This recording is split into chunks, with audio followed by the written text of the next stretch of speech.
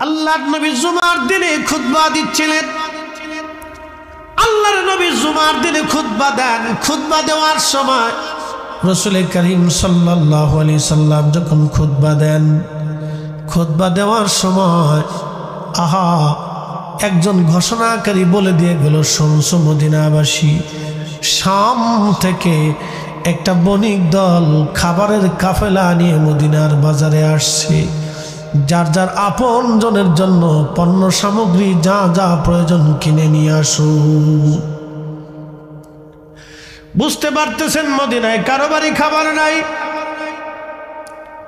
কঠিন এই পরিস্থিতিতে মসজিদে নববী সাহাবায়ে কেরাম ছেড়ে দিতে লাগলেন। মসজিদ থেকে মুসল্লি যেতে যেতে যেতে যেতে যেতে যেতে সব মুসল্লি চলে গেল। মাত্র 10 জন মুসল্লি আমার নবীর সামনে বসে রইলেন। একবার জোরে বলা যাবে কি আল্লাহু আকবার। তেলের গাড়ি তেলে চলে,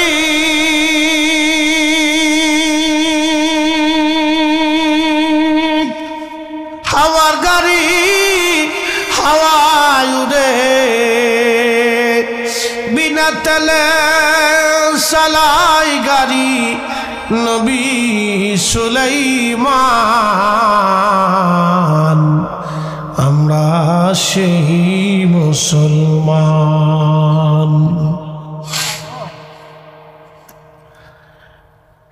বদরগঞ্জবাসী সমস্ত সাহাবী মসজিদ থেকে বের হয়ে চলে গেল। মাত্র 10 জন সাহাবী মসজিদের মধ্যে নবীর সামনে বসা। আল্লাহ নবী খুতবা শেষ করার পরে দেখলেন কোন সাহাবী নাই, মাত্র 10 জন সাহাবী বসে আছে। আল্লাহর হাবিবের সামনে বসা হযরত আবু বকর, প্রিয় নবী তখনই ঘোষণা দিলেন আবু বকর ফিল জান্নাতি।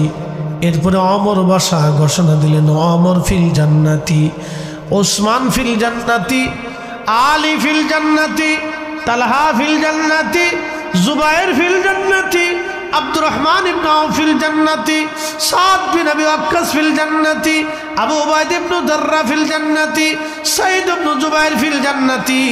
এইভাবে নবীজি 10 জন সাহাবীর নাম ঘোষণা দিলেন। এরা সবাই আল্লাহর জান্নাতি, সবাই খাবারের জন্য চলে গেছে, কিন্তু এরা রাসূলের দরজা ছেড়ে দেয় নাই, আল্লাহর ঘর মসজিদ ছেড়ে দেয় নাই। জুমার নামাজের জন্য তখনও তারা বসে আছে। আল্লাহর নবী বলেন এরা সবাই আল্লাহর জান্নাতি জান্নাতি জান্নাতি। একবার জোরে বলা যাবে কি আল্লাহু আকবার। সব সাহাবী চলে গেল, 10 জন সাহাবী বসা। নবীজি বললেন এই 10 জন আল্লাহর জান্নাতি জান্নাতি জান্নাতি। তখনই কোরআনের আয়াত আল্লাহ নাজিল করলেন, আইয়ুহাল্লাযীনা আমানু ইযা নুদিয়া লিস-সালাতি মিন ইয়াউমিল জুমআতি ফাসআউ ইলা যিকরিল্লাহি ওয়া যারুল বাই'। হে ঈমানদার,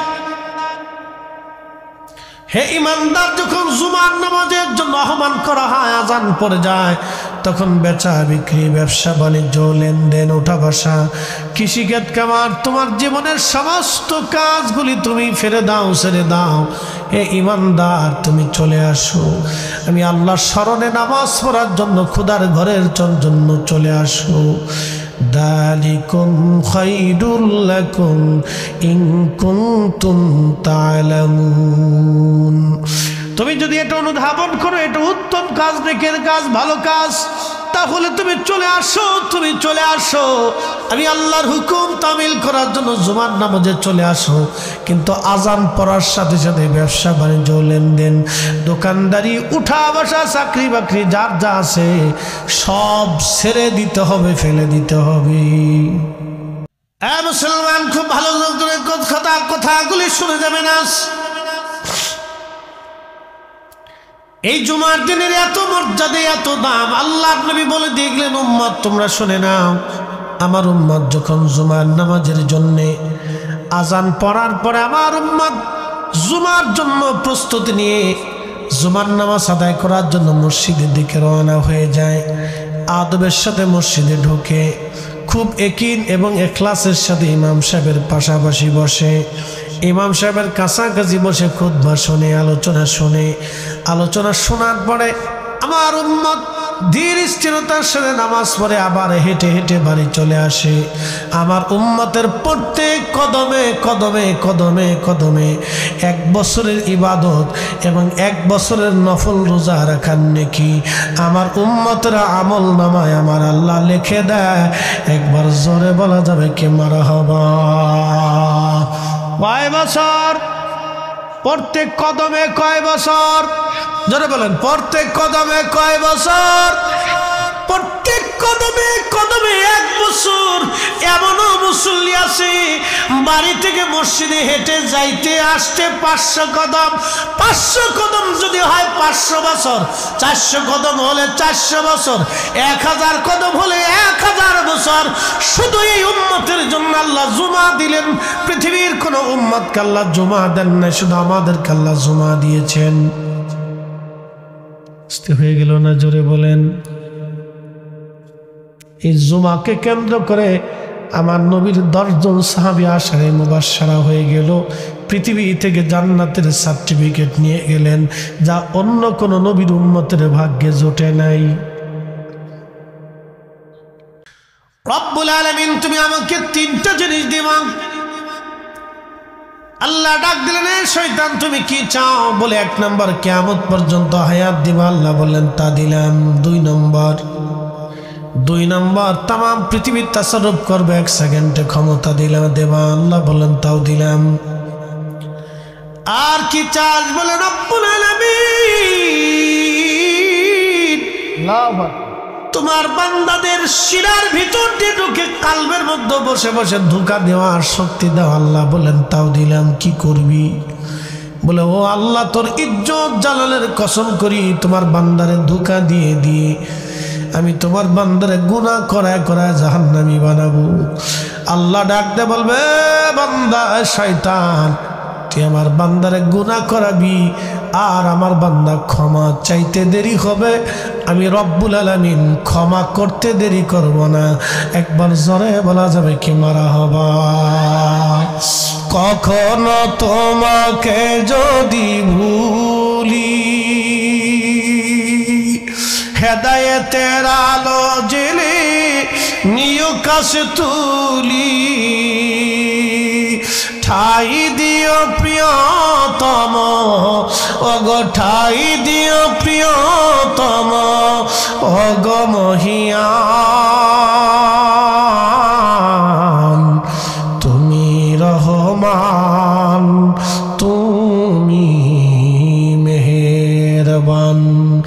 অন্ধ গাহে না শুধু তোমারি গুণগান, বুঝে বুঝে না তবু শান, তুমি রহমান তুমি মেহেরবান।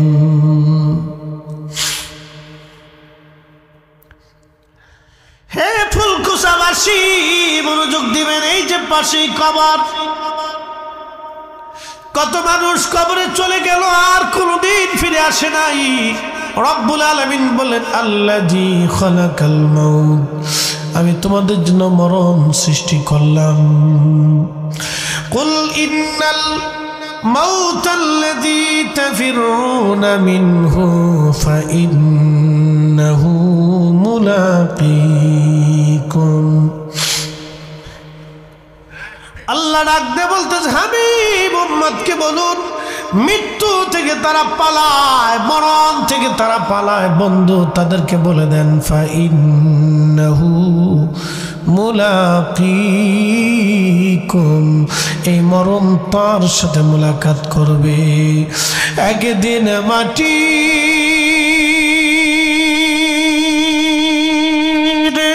ভিতরে হবে ঘরে, মন আমার কেন বান্ধ দালান ঘর। ফুলকুসাবাসী খুব মনোযোগ দিবেন। আজকে যদি আপনি মারা যান, বাজান অপ্রিয় দুটা সত্য কথা আপনাকে বলে দিয়ে যাই। আজকে আপনি যদি মারা যান, আপনাকে ঘর থেকে বের করে নিয়ে আসা হবে। ঘর থেকে বের করে আনার পরে আপনাকে একটা বিছানার চাদর দিয়ে অথবা আপনার গায়ের চাদর দিয়ে আপনার কাপড়ের উপরে শরীরের উপরে ঢেকে দেওয়া হবে। বন্ধু, ওই কাপড়ে ওই চাদরে কোনোদিনও আপনার স্ত্রী সন্তান আর ব্যবহার করবে না। চির সত্য বলতেছি, আমি মারা যাওয়ার পরে আমার এই চাদর দিয়ে যদি ঢেকে রাখা হয়, আমার বাচ্চারা জীবনে এই চাদর আর কোনোদিন ব্যবহার করবে না।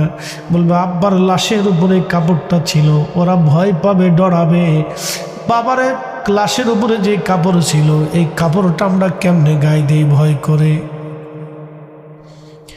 যে প্রিয়তম স্ত্রী একাধারে 40 বছর ধরে আপনার সাথে সংসার করলো, একই বিছানায় ঘুমাইলেন, একই কম্বলের নিচে ঘুমাইলেন, একই সাথে বসবাস করলেন, একই বিছানায় বসে বসে খাবার খাইলেন, আপনার খাবারটাকে খাওয়াইলেন, তার খাবার আপনাকে খাবার দিলেন, কত সুখে দুঃখে পাশে একসাথে জীবন কাটাইলেন। এই স্ত্রী আপনার যে বিছানার চাদর দিয়ে আপনার লাশ ঢাকা হবে, এই চাদর আপনার স্ত্রী আর কোনোদিনও বিছানায় বিছাইবে না। তার কাছে ভয় লাগবে আমার স্বামীর গায়ের উপরে মরা লাশের উপরে কাপড় দেওয়া হয়েছিল। চির সত্য কথাগুলি বলতেছি, যদিও শুনতে খারাপ শোনা যাবে, কিন্তু এটাই সত্য। প্রিয় মুসলমান, আল্লাহর কোরআনে আল্লাহ ডাক দিয়ে বলেন, ইয়া আইয়ুহাল্লাযীনা আমানু লা তুলহিকুম আমওয়ালুকুম ওয়ালা আওলাদুকুম আন যিকরিল্লাহ।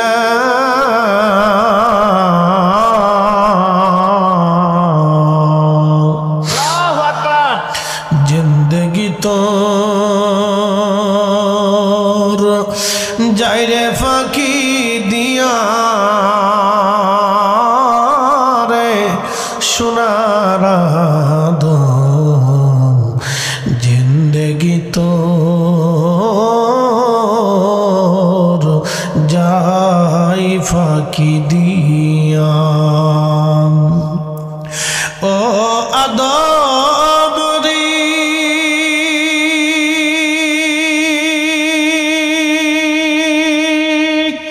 পাগ ধরিয়া গেছে দাড়ি, দন্ত আছে গোটাচারি। ও আদম রে, পাগ ধরিয়া গেছে দাড়ি, দন্ত আছে গোটাচারি।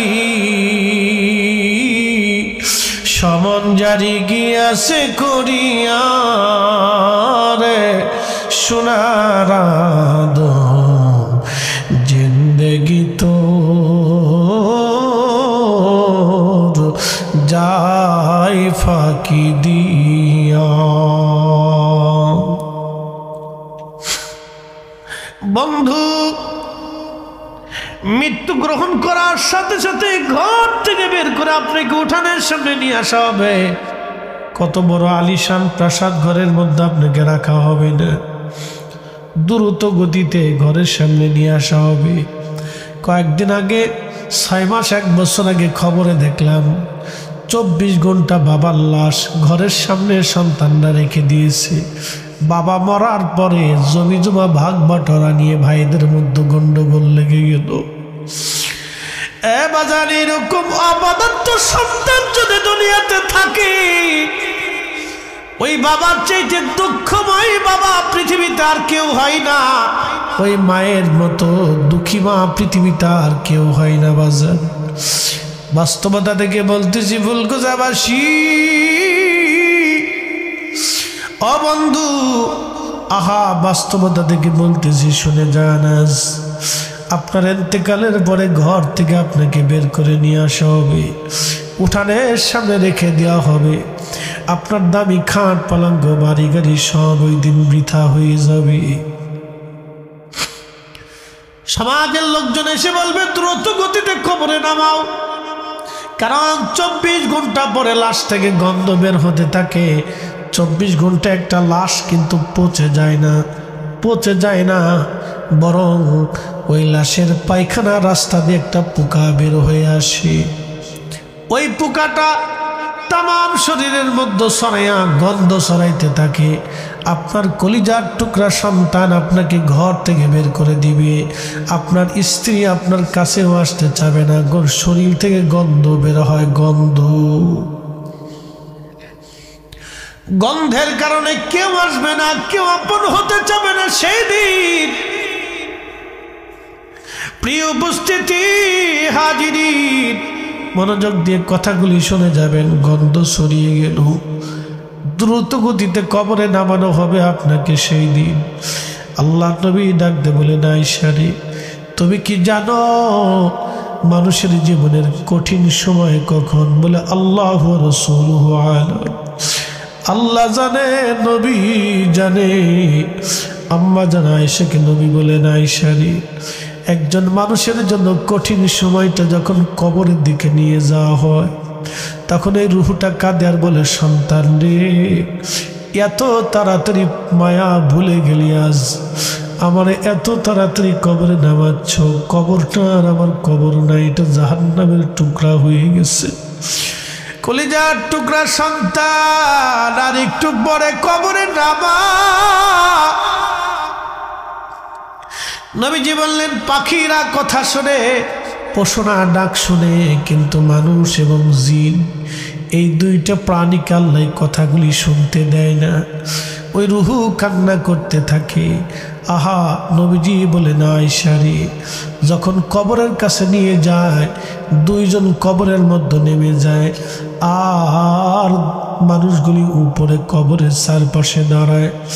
যখন কবরে নামানো হয়, ওই রুহুটা কাঁদার বলে, বুঝি এই দুইজন আমার সঙ্গে কবরে আমার সফর সঙ্গী হয়ে যাবে। আজ একা একা রওনা হবেন এমন এক জগতে, যেই জগতে আপনার আমার আর আপন কেউ নাই। এই জন্য আল্লাহ বলেন, এ বান্দা, সম্পদ এবং সন্তানের প্রেমে পড়িয়া তোমরা আমি আল্লাহর জিকির থেকে নিজেকে গাফেল করো না, গাফেল করো না। যদি করো, ومن يفعل ذلك فأولئك هم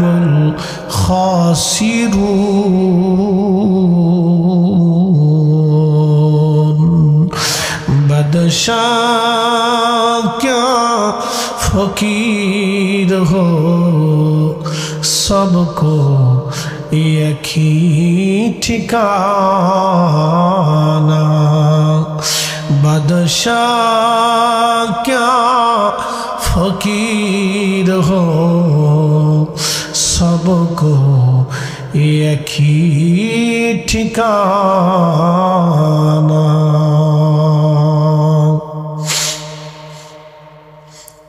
প্রিয় ফুলকুচাবাসী, মনোযোগ দিবেন। বড় কঠিন রুহু দেহটাকে যখন কবরে নামানো হয়, ওই দুইজন লোক কবর থেকে উঠে আসে। নবী বলেন, আয়েশা রে, তখন ওই রুহুটা কাঁদার বলে, বুঝছি আমার সঙ্গে আজ আর কেউ যাবে না, আমি একা হয়ে গেলাম।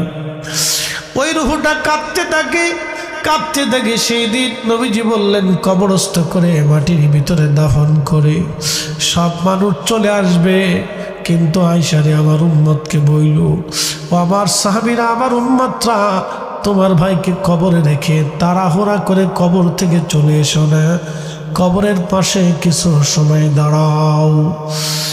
ইস্তাগফিরু লিআখিকুম, তোমরা তোমার ভাইয়ের কবরের পাশে দাঁড়ায় দাঁড়ায় তার জন্য ইস্তিগফার করো, যাতে আল্লাহ তাকে মাফ করে দেয়। কিছু সময় পরে মুনকারে নেকির আসবে প্রশ্ন করার জন্য।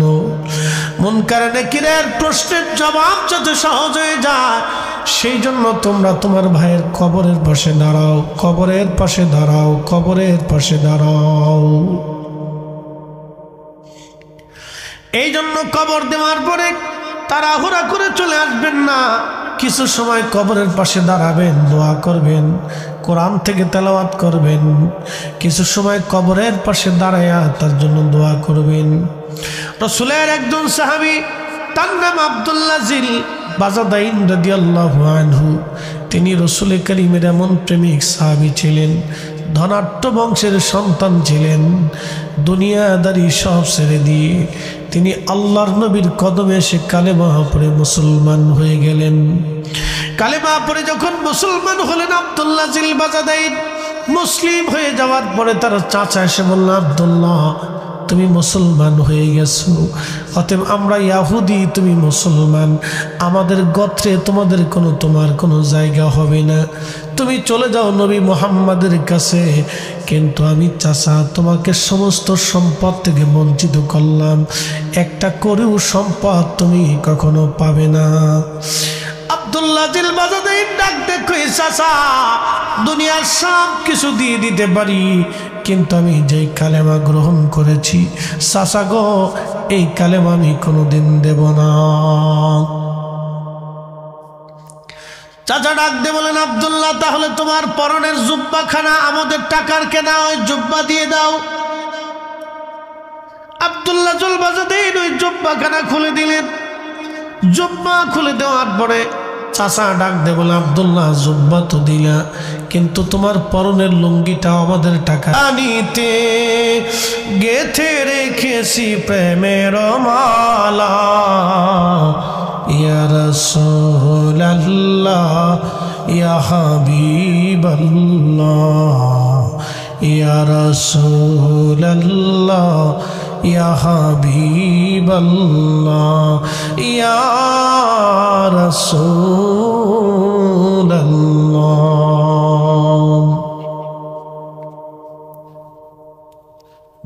তো আব্দুল্লাহ জুল বাজাদাইন রাদিয়াল্লাহু আনহু তিনি সব কিছু থেকে জুদা হয়ে আলাদা হয়ে গেলেন। কয় টুকরা চাদর? একসাথে বলেন, কয় টুকরা? 2 টুকরো চাদর, আর কিচ্ছু নেই।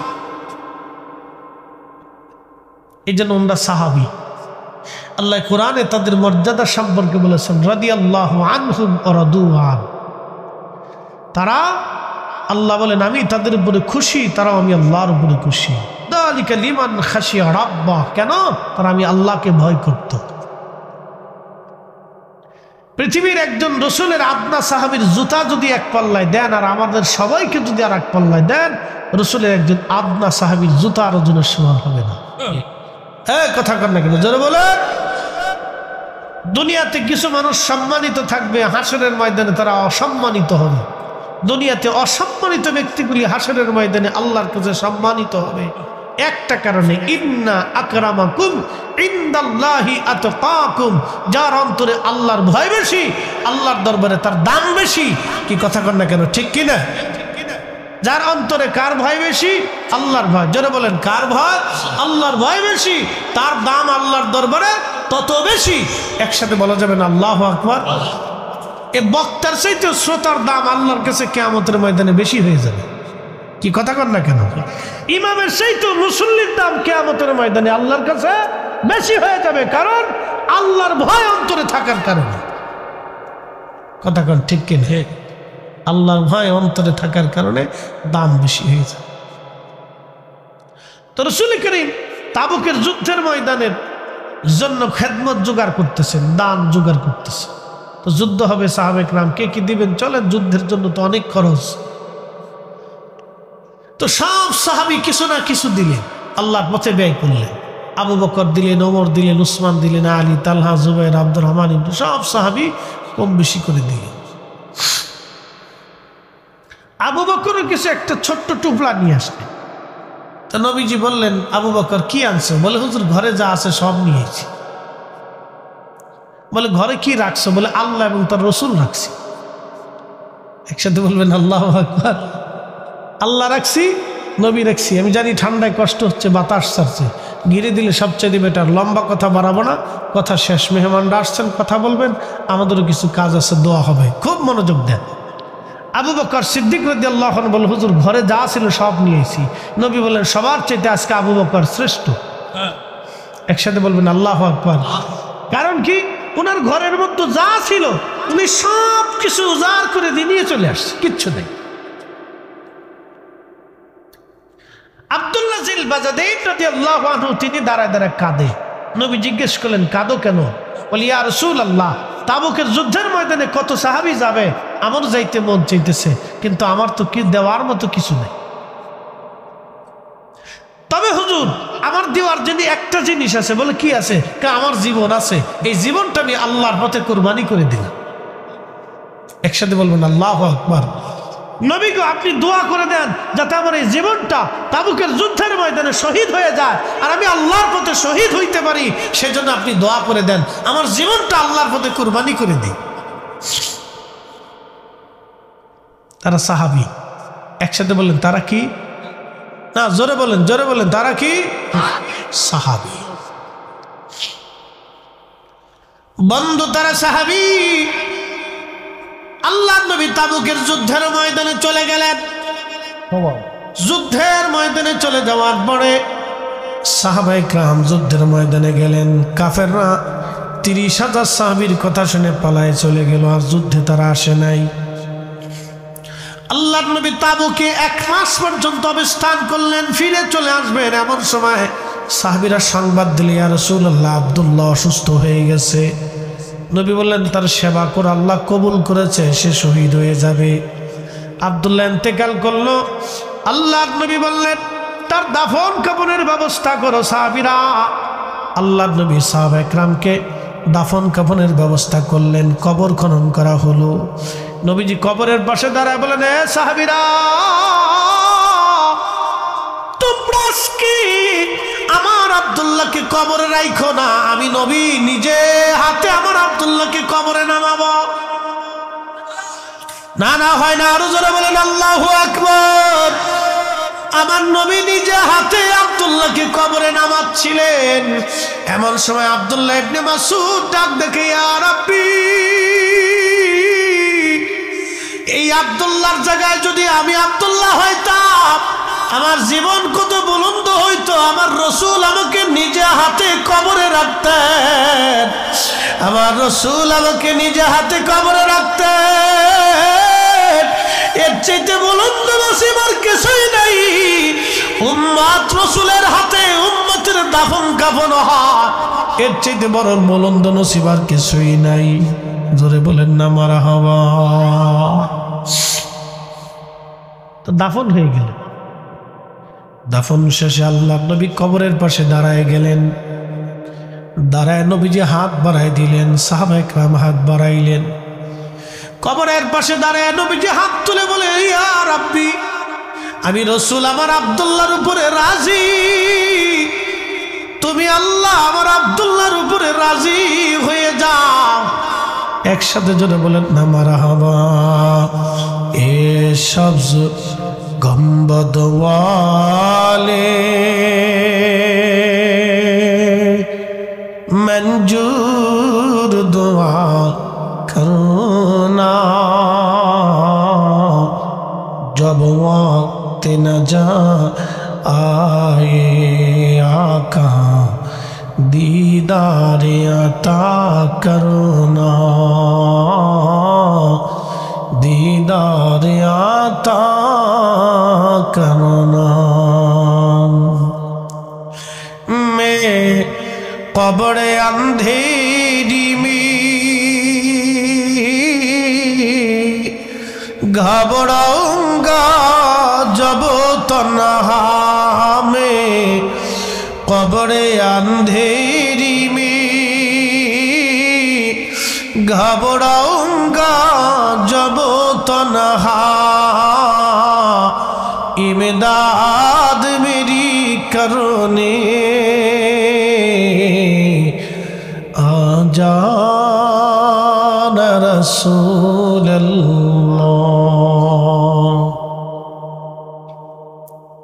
আল্লাহ আমাদের প্রত্যেকের কবুল করুক, বলেন আমিন। পাশেই গুরুস্থান, ঠিকানা এখানে সবার হবে আজ অথবা কাল। প্রিয় উপস্থিতি, রব্বুল আলামিন বললেন, বান্দা তোমাদেরকে পরীক্ষা করব, তোমাদেরকে পরীক্ষা করব আমি আল্লাহ। কি দিয়ে? মাঝে মধ্যে ভয় দিয়ে পরীক্ষা করব। ভয়টা কি? হঠাৎ করে ঠান্ডা পড়ে গেল। কালকের মাহফিলেও হাজার হাজার মানুষ ছিল, আজকের মাহফিলে এসে দেখলাম মাহফিল শূন্য হয়ে গেল। মানুষ ডরে মাহফিলের ভিতরে ঢুকতে চায় না। প্রচণ্ড ঠান্ডায় চারপাশ দিয়ে ঘুরে আগুনের পাশে বসে আছে। ঘরের মধ্যে কম্বলের মধ্যে ঢুকে গেল, কিন্তু মাহফিলে তারা আসলো না। আল্লাহ বললেন, তোমাদেরকে ভয় দেখাই আমি পরীক্ষা করব এবং তোমাদের শস্য শ্যামল নষ্ট করব, অতিবৃষ্টি দিব, অনাবৃষ্টি দিব, খরা দিব, সাইক্লোন দিব, মহামারী দিব, প্রচণ্ড শীত দিব, প্রচণ্ড গরম দিব, এইগুলি তোমাদের জীবন কেড়ে নিব, আমি তোমাদেরকে পরীক্ষা করব। প্রিয় নবী, আমার হাবিব, আপনার উম্মতকে জানায় দেন এই সময় কাদের জন্য সুসংবাদ হবে। ওয়াবাশশিরিস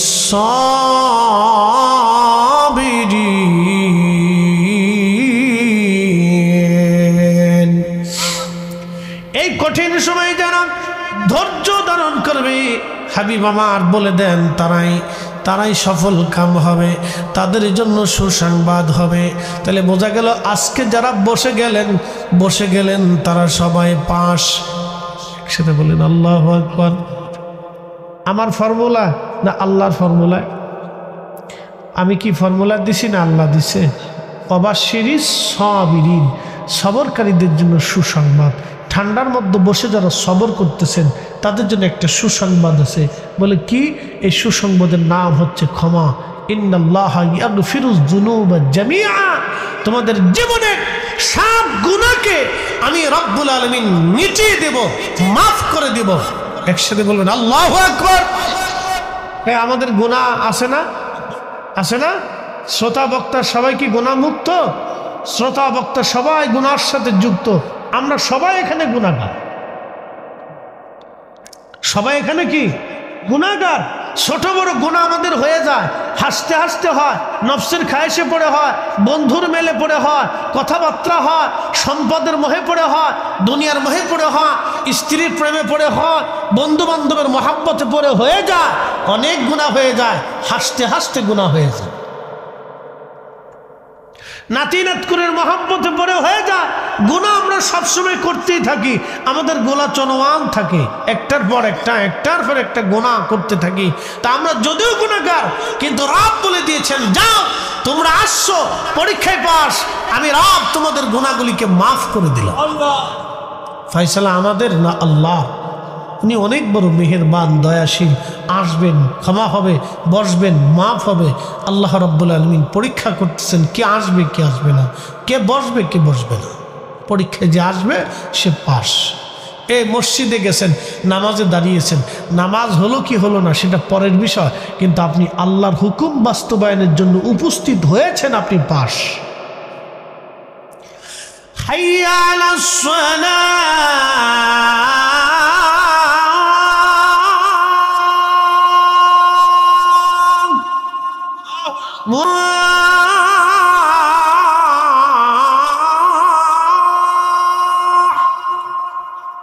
তোমরা কল্যাণের দিকে আসো, তোমরা উপকারিতার দিকে আসো, তোমরা ভালো কাজের দিকে আসো, সালাতের দিকে আসো।